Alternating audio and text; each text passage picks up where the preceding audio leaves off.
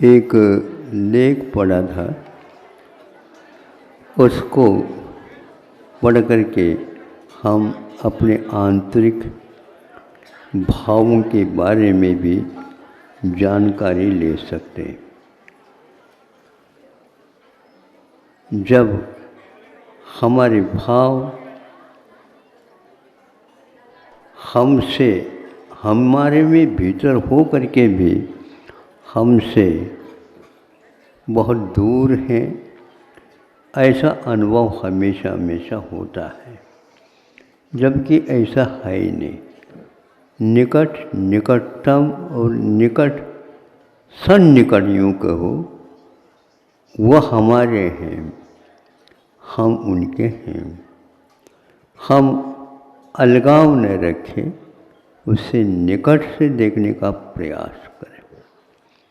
यह लेख यद्यपि चिकित्सा संबंधित है, किंतु उसमें भाव बहुत अच्छे घटित होते हैं। तत्व दो हैं, जड़ और चेतन।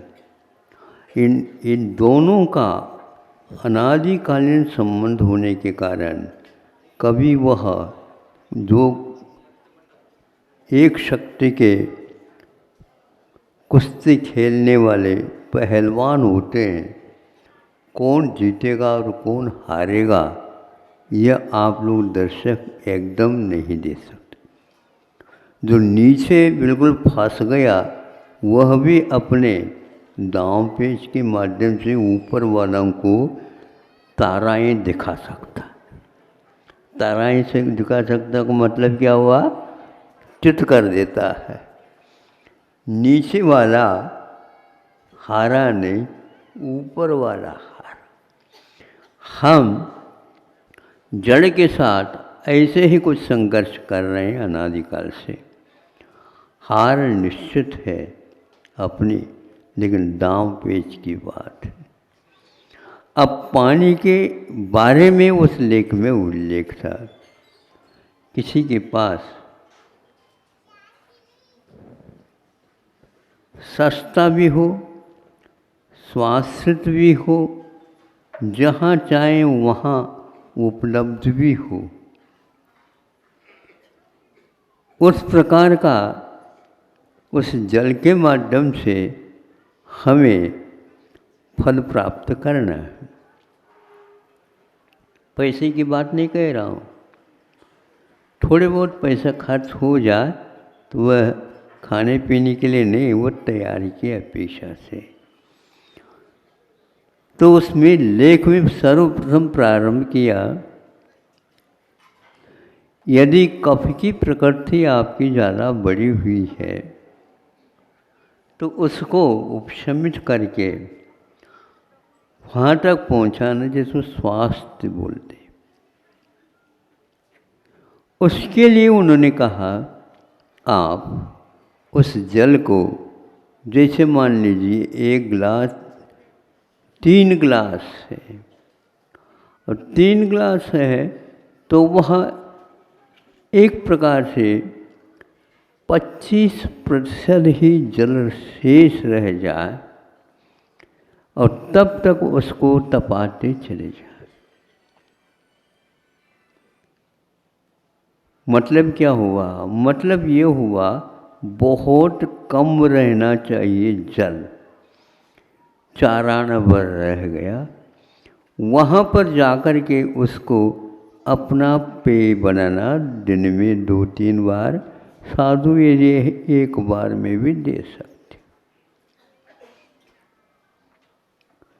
ये एक विकृति की बात कही उन्होंने। दूसरी विकृति पित्त की है। तो पित्त के लिए कैसे जल का उपयोग करना?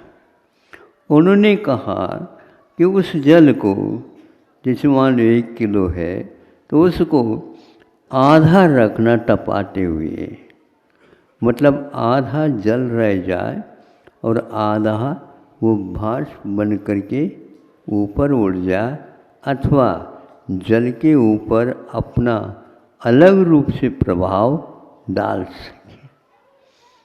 उसके सेवन करने से पित्त का शमन होता है। पैसा कुछ खर्च हो रहा है। अब वात की बात है, ये किसी की पकड़ में नहीं आता और न ही देखने में आता, किंतु उसको भी पकड़ा जा सकता, उसके ऊपर भी नियंत्रण किया जा सकता। वह जो अपने शरीर में ऐसा नचा रहा है जिसके कारण अनेक अनेक साधक भी हार जाते, थक जाते हैं, घबरा जाते हैं, किसी को बुलाना चाहते हैं, हमारे कुछ देख लो, अन्यथा मैं जा रहा हूँ। कहाँ जा रहे हो? आज तक गए कई बार, मुझे वापस वहीं पर आते हो। हवा की भी यही दशा है, बहुत जल्दी उपशमित जैसे लगता है, बहुत जल्दी ऐसा उखाड़ लेता है आपको, आप बैठ ही नहीं सकते। उसको वह हावी हुआ आपके ऊपर, आपके शरीर के ऊपर, भिन्न भिन्न अंगों में वह हवा वात भर जाता, उसके ठिकाने हैं। अब जल के माध्यम से उसका उपशमन करना, जल को तपाओ, वो तो एक ही मात्र विधि है। तीनों में तपस्या होती है, जल की तपस्या होती है और एक प्रकार से उन तीनों की हार हो जाती है। उसको कितना रखना, उसको 75% वह रह जाए और 25% वह जल उड़ जाए। ये किसके ऊपर है? यह वात के प्रकोप के ऊपर है। इन तीनों में विषमता भी आती है, उनको भी दूर करने के लिए और भी साधन हैं। ये यहीं के संभव है। ये जहाँ तक यहीं के वैद्यराज ने जबलपुर के, सुन रहे हो, दिल्ली जाने की कोई आवश्यकता नहीं, अहमदाबाद जाने की कोई आवश्यकता नहीं, अपने जबलपुर के देहरी पर ही है ये सब कुछ।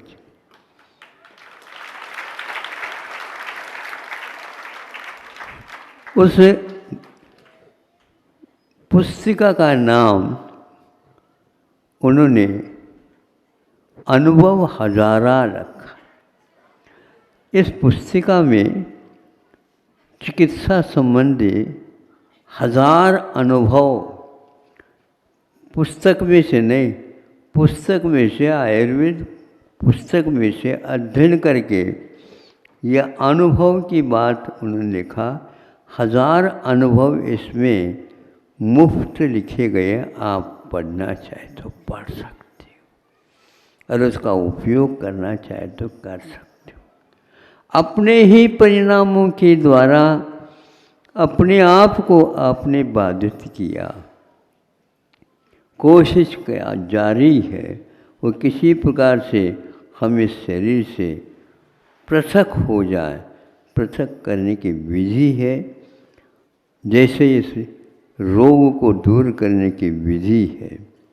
हमें तपस्या करनी होगी, भावों की तपस्या होती है, पैसे खर्च करने की बात नहीं। पैसा ही जब रखा नहीं जाता और पैसे की कोई आवश्यकता नहीं है तो उसको और क्यों देखो। लेकिन नज़र तो उधर ही जाती है महाराज, रखो आप। जब वृद्धावस्था आएगी, जब कुछ भी साथ नहीं जाएगा, बाल बच्चे तो जाएंगे नहीं, लेकिन गांठ लगा करके इधर उधर देख करके, इधर उधर देखने कोई देख नहीं ले, वो धन भी तो देख रहा होगा आपको।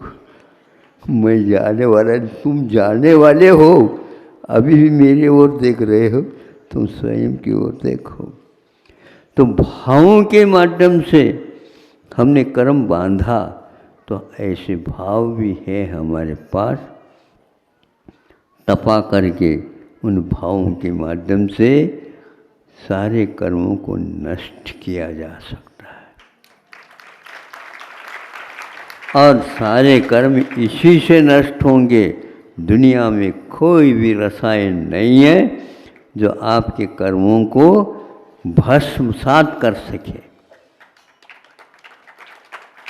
ऐसी क्षमता, ऐसी ऊष्मा, ऐसा तप आपके पास विद्यमान है, विधिवत उसको अपनाने की आवश्यकता। ग्रंथों में जो लिखा हुआ है, अनुभव है, वह तपस्या के एक स्थान में बैठ करके लिखे गए हैं। बार बार अनुभव जो हो रहा है उसको लिख करके हम लोगों के ऊपर उपकार किया है। ऐसे उपकार को, यदि आप उपकार को चुकाना चाहते हो तो उन्होंने यही कहा है, इसका साधना करो, इसकी साधना करो और अपने आप को इन सब जड़ से ऊपर उठाने का प्रयास करो। जल को आप ऊपर उठाना चाहते हैं, बहुत क्षमता चाहिए, बहुत शक्ति लगती है।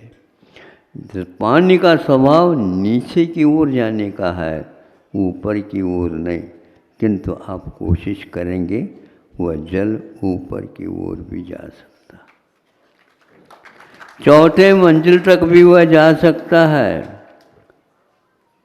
जाते हुए भी उसको वहाँ तक ले जाते समय कितना कष्ट होता तो आप लोगों को देखना पड़ा। एक बार 10 फीट ऊपर उठाया, फिर बाद में आपके पास यंत्र नहीं है जो ऊपर उठा सके, फिर घुमा करके दूसरा और कोई उपाय करते हैं तो पुनः 10 फीट चला जाता, पुनः 10 फीट चला जाता।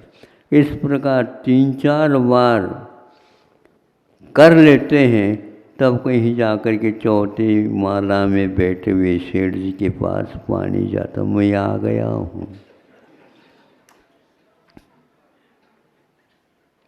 पानी है, ऊपर जा नहीं सकता, लेकिन खर्च करते हैं दिमाग तो ऊपर तक पहुँच सकता है।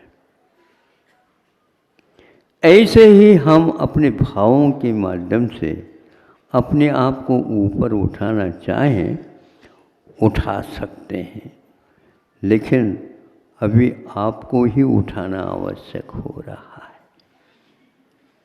अभी उठ नहीं पा रहे। कोई व्यक्ति आकर के मुझे कहता है, आप बताओ, आप अपने शरीर को सुखाने में धर्म मानते हैं, इसमें कुछ अनुभव होता है आपको, इसमें कुछ शांति सुख मिल जाता है आपको? हाँ, दुनिया में ये बहुत कम व्यक्ति इस प्रकार का पुरुषार्थ करते, ऐसे उनमें से मैं भी, मुझे भी एक समझ लो। किंतु मैं पूछना चाहता हूँ, जो इस प्रकार कोई व्यक्ति शरीर को कृष्ण होने के उपरांत क्या अनुभव करते हैं, ये तो पागलपन है। बिल्कुल ठीक है, इसको क्या कहेंगे हम? अध पागल की बात में आ जाते हैं आप लोग सब। क्यों? आप मोटे होने में क्या सुख का अनुभव करते हैं? बताओ जल्दी जल्दी।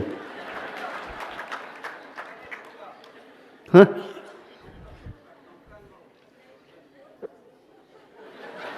हमेशा हमेशा पहलवान लोग जैसे देखते रहते हो, मोटा हुआ है क्या नहीं, मोटा हुआ क्या नहीं। दर्दा बिल्कुल जाने को है, फिर भी मैं हूँ क्या नहीं। दर्दा, आपको अपनी बचपन की फोटो तस्वीर देखना बहुत कठिन है, ये बताना होगा ये तुम ही हो। ये परिवर्तन भावों के माध्यम से जड़ में होते हैं, जड़ के माध्यम से भाव में होते हैं। तो ऐसे शरीर के कृष्ण होने के उपरांत ऐसा अनुभव मत करो, यह कृष्ण होने के उपरांत कभी पुनः और पुष्ट हो जाता। पुष्ट जितने भी कर्म करते जाओ फिर भी उठाते समय वो बिल्कुल यूं हो जाता। कैसा हो जाता? दक्ष में कहते हैं वनिक वनिक सुनते आ गया। सौंठ होते हैं ना, सौंठ, और अदरक होता है। अदरक क्या होता है? पुष्ट होता है। इसलिए कई लोग अदरक ज़्यादा खाना चाहते हैं, लेकिन वह रोग को दूर करने में कारण नहीं होता। और जब सौंठ आ जाता है तो फिर देख लो क्या होता। भीतर के सारे वात पित्त इत्यादि उपशमित हो जाते हैं, लेकिन कोई उसकी फांकी खाना बिना नहीं चाहता, क्योंकि अच्छा नहीं लगता। हाँ, उसमें गुड़ मिलाओ, थोड़े से घी मिलाओ, थोड़े तो और मिला दो, वो क्या, वो स्वाद तो उसके हैं, सौंठ के तो नहीं आए। तपस्या में ऐसा ही कुछ होता है। तो उसके माध्यम से मन में क्या उथल पुथल होता रहता है, इसका अध्ययन वे साधु लोग करते हैं। वे धन्य हैं, भेद विज्ञान के माध्यम से अपने आप के अस्तित्व को और किस ढंग से मेरे अस्तित्व में अंतर आता रहता है ये देखते रहते हैं। पागल वो नहीं। अहिंसा परमो धर्म की